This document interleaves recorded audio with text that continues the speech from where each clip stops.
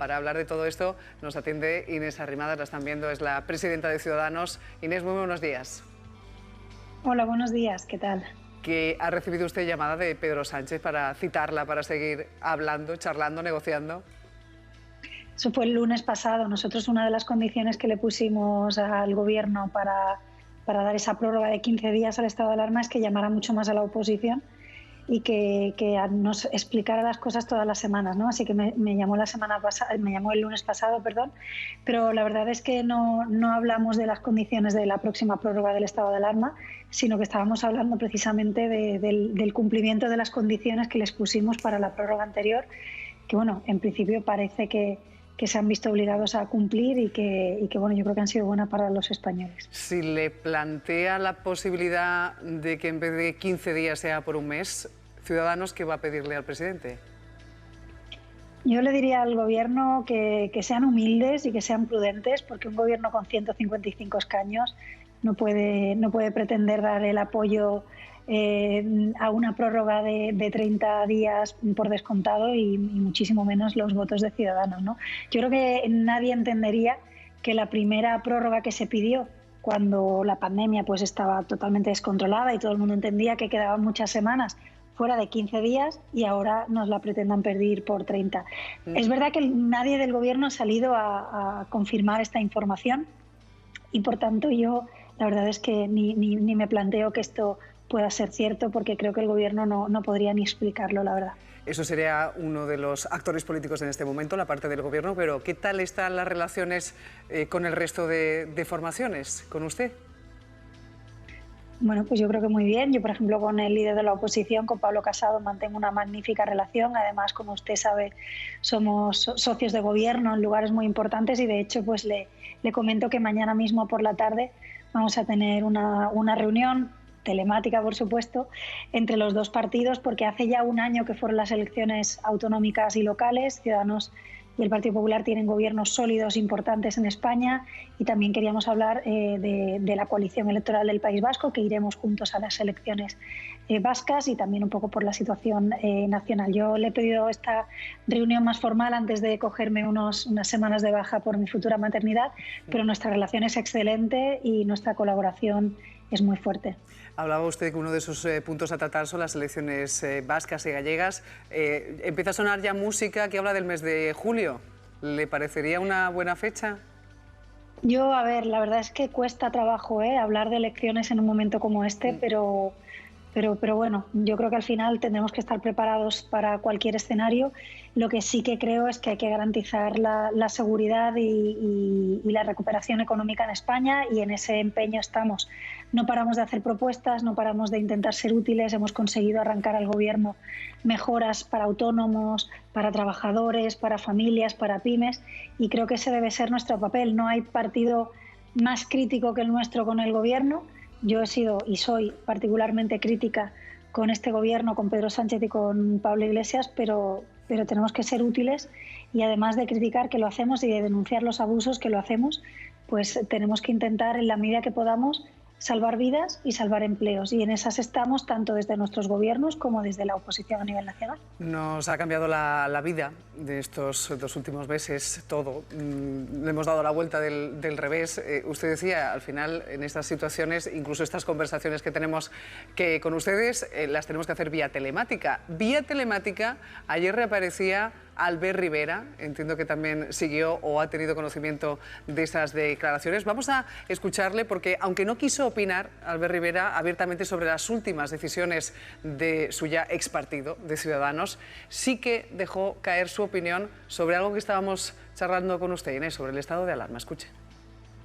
Yo creo que no puede haber un estado de alarma permanente en el tiempo, porque el estado de alarma es eso, es justamente una cosa concreta para un momento concreto de la historia, y yo lo que planteo y lo que yo pediría, en este caso como ciudadano, es claridad, que nos digan qué pasos se dan, cómo se dan, que cuente con el máximo apoyo posible. Ese plan de desescalada no puede ser solo del Gobierno, tiene que ser del país, de todas las comunidades, de los municipios, de la oposición, de los agentes sociales. Inés, ¿ha hablado con Albert? Es un cambio porque hace unos días veíamos al señor Pedro Sánchez pues decir que no había plan B y que la única opción era el estado de alarma, ¿no? Por tanto, las condiciones que va poniendo Ciudadanos pues yo creo que se van materializando, pero de verdad yo estoy muy preocupada con la situación, no solo en lo sanitario, porque todos conocemos a gente que ha perdido familiares o que ha estado ingresada, que incluso ha estado ingresada, se ha recuperado y ahora tiene secuelas, es decir, lo sanitario está siendo terrible, pero lo económico también. Hay mucha gente que tiene mucho miedo de qué va a pasar en estos meses, gente que lleva 2 meses sin cobrar. Hay que intentar ser lo más útiles posibles desde nuestra posición. Y a mí no me gusta nada este gobierno, intenté que no se formara, pero voy a luchar cada día para que haya pues correcciones o medidas o mejoras que puedan ayudar a la vida de la gente. Yo creo que debemos dejarnos de tanto politiqueo y centrarnos en la vida y en el empleo de la gente, que realmente es lo más importante. ¿No le incomoda la presencia de Podemos, en este caso en el gobierno? Hombre, pues ojalá que no estuviera Podemos en el gobierno. Si yo ya le digo, yo intenté que ese gobierno no se formara. No sé si se acuerdan con la famosa vía 221. Otros decían, bueno, que se forme ese gobierno, que lo hagan fatal, que arruinen España y ya vendremos los otros luego a solucionarlo. Yo dije, no, o sea, por favor, tenemos que evitarle a España esto, vamos a intentarlo, ¿no? Al final no fue posible, Sánchez eligió como socios a Podemos, pero la verdad es que ahora no hay otra mayor alternativa. Es decir, el otro día había partidos que decían, no, si hacemos hasta decaer el punto de apoyar los alarma, presupuestos, Inés. Acabo con esto. El otro día algunos partidos decían, no, si hacemos caer el estado de alarma, esto va a acercar al gobierno. No, íbamos a tener a Sánchez de presidente e Iglesias de vicepresidentes, pero con una España en una situación de caos, ¿no? Por tanto, las medidas económicas que me preguntaba, las medidas económicas, nuestro modelo económico con el de Podemos es absolutamente antitético, ¿no? Pero lo ideal sería que el rumbo económico de este país no lo marcara Podemos, sino que fuera un acuerdo entre el gobierno, la oposición y los agentes sociales.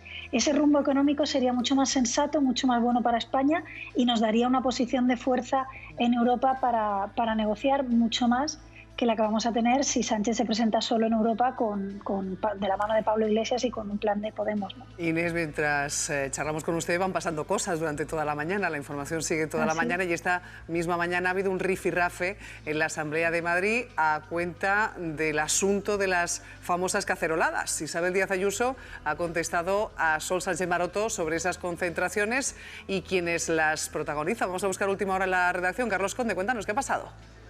Sí, a Sol Sánchez y también a Pablo Perpiñá, ambos portavoces, han preguntado a la presidenta de la comunidad por esas caceroladas en Núñez de Balboa, en esa calle del barrio de Salamanca, en Madrid. También Perpiñá ha sacado el tema de ese apartamento en el que la presidenta de la Comunidad de Madrid está pasando el confinamiento. Ha criticado la gestión de la comunidad en este asunto y la presidenta Isabel Díaz Ayuso le ha afeado que estén criticando esa situación, siendo que otros presidentes, ha dicho Ayuso, están en la misma situación, comparándose, por ejemplo, con Quim Torra, el presidente de la Generalitat. Recordemos que Quim Torra está pasando el aislamiento en una vivienda que corresponde al presidente de la Generalitat, en el caso de Ayuso, en un apartamento perteneciente a un grupo hostelero privado. Este que van a escuchar ha sido el rifirrafe entre Sol Sánchez y la presidenta de la comunidad, Isabel Díaz Ayuso. Su modelo económico, que es por el que yo le preguntaba, es pues el de Telepizza y el del roommate, el de los contratos que se caen, el de los que confunden la libertad con sus privilegios, el de los cacerologolfistas de Núñez de Balboa. Que políticos de su ideología me digan a mí de cómo vivir o no de otros, cuando son ustedes los que lastran la economía de las clases medias, de los emprendedores, de los empresarios, de las personas que con su patrimonio crean empleo, es cuando menos sonrojante. Y que tenga que atacar usted directamente a estos vecinos, que probablemente muchos de ellos se van a arruinar a costa de sus políticas, es cuando menos una falta de respeto. Inés, ¿qué sensaciones tiene cuando escucha eso? No sé usted qué opina de las caceroladas, de la gestión de la presidenta de la Comunidad de Madrid. Bueno, nosotros somos coherentes. Yo creo que un partido de gobierno como Podemos no puede llamar a hacer una cacerolada contra el jefe del Estado en medio de una pandemia, y tampoco vamos a promover nosotros manifestaciones, por ejemplo, en un momento como este. Yo creo que somos coherentes y, desde luego, yo creo que el ruido mediático y los ataques se toleran poco en general pero durante una pandemia menos. Yo creo que todos conocemos a personas que están sufriendo esto, a todos nos puede tocar, y yo lo que le puedo decir por mi parte es que no va a haber un partido más crítico ni más exigente con el gobierno como es Ciudadanos, pero no va a haber un partido más útil en la oposición probablemente que Ciudadanos, porque todo lo que yo pueda ayudar a conseguir para mejorar la vida de los autónomos o de los trabajadores o de las familias, o evitar que se contagie más gente o que haya más muertes, lo vamos a hacer, ¿no? Y por ponerle un ejemplo, nosotros somos partidarios de que se vaya haciendo este desconfinamiento, de que se pueda ir pasando a estas fases ya para recuperar la economía, pero queremos que, por ejemplo, el uso de las mascarillas sea obligatorio. Nosotros en Madrid, por ejemplo, lo vemos. Hay muchas zonas en las que es imposible bajar a pasear con tus hijos y no te cruces con nadie a menos de 2 metros, ¿no? Hay muchos lugares en los que se sigue yendo sin mascarilla, como por ejemplo los supermercados. Yo creo que para compaginar estas dos cosas, de salvar vidas y salvar empleos, tenemos que ir abriendo con cautela la actividad económica, pero irla abriendo ya, pero reforzando, por ejemplo, el uso obligatorio de mascarillas. Tienen preguntas para usted también aquí en la mesa de la mañana. Maite Alcaraz. ¿Qué tal, Inés? Buenos días. A mí me gustaría preguntarle por cuál es la receta exactamente que tiene Ciudadanos. El otro día usted hablaba con el presidente del Gobierno largo y tendido a través de, naturalmente, de medios telemáticos, y hablaron seguramente de la necesidad de que decayera ese estado de alarma. Usted dice que ayer, y tiene razón la vicepresidenta del Gobierno, habló de un plan B, pero no se sabe qué plan B es el que mantiene el Gobierno para evitar que haya ese estado de alarma y que, naturalmente, la seguridad de nuestra salud, la seguridad sanitaria se contemple.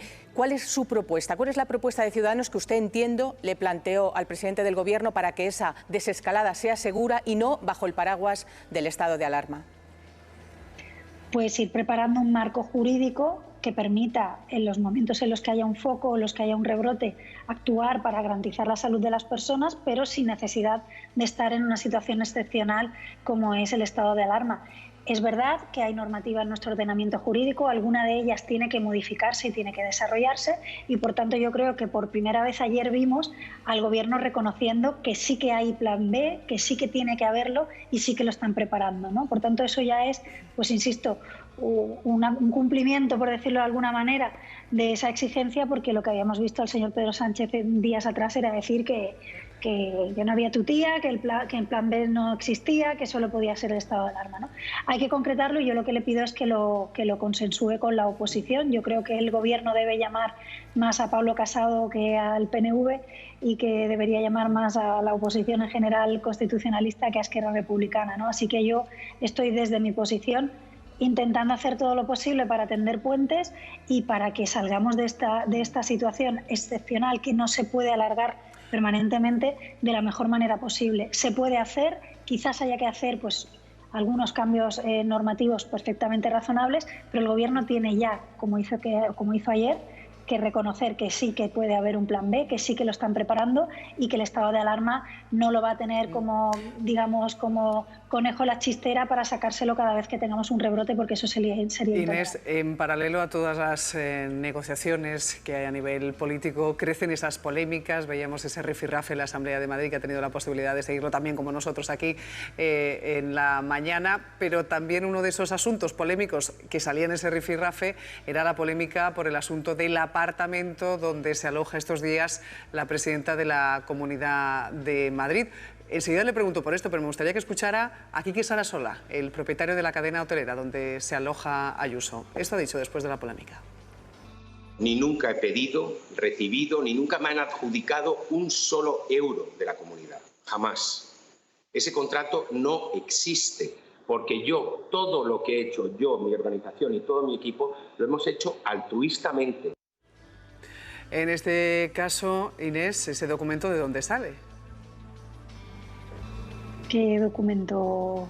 No, me refiero al del supuesto contrato que dice Quique Sarasola que no tiene con la comunidad. Ah, pues yo la verdad es que no tengo toda la información y controlo todos los contratos de la Comunidad de Madrid. Lo que parece que es que ese apartamento no le ha costado ni un duro a los madrileños, es decir, nadie ha tenido que pagar impuestos para acabarle pagando ese apartamento a la señora Ayuso, eso lo ha dicho el vicepresidente de la Comunidad de Madrid, y parece que es que no hay tampoco ningún contrato con esa empresa, ¿no? Yo no tengo más detalles, lo que sí que le puedo decir es que en un momento como este yo creo que evidentemente hay que dar explicaciones y centrarnos en lo que es importante. Me parece también un poco curioso que algunos se centren mucho contra la Comunidad de Madrid por parte del Gobierno, cuando ellos luego pocas explicaciones dan de lo que hacen. Así que lo que compete a la señora Ayuso yo no puedo hablar, será ella quien creo que ha dado explicaciones o las seguirá dando. Sí, las ha dado y ahora mismo, de hecho, la comunidad, en la propia Asamblea decía que se confinó, que se confinó en la habitación cuando enfermó y que dice que lo va a pagar todo. Lo que sí que le puedo decir es que el vicepresidente de la Comunidad de Madrid ha dicho que eso no le ha costado un duro a los madrileños.